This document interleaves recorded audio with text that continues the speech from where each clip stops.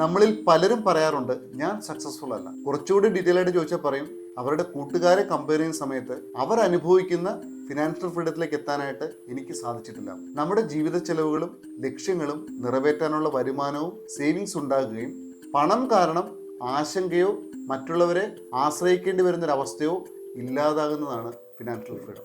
നമ്മൾ പലപ്പോഴും ചിന്തിക്കുന്നത് നമ്മൾ നമ്മളുടെ മാക്സിമത്തിലേക്ക് വളർന്നു എന്നല്ല, മറിച്ച് ചുറ്റുവട്ടമുള്ള സാമാന്യ ജനസമൂഹത്തെ കമ്പയർ ചെയ്യുന്ന സമയത്ത് ഞാൻ ഒരിടത്തും എത്തിയിട്ടില്ല എന്നുള്ളതാണ്.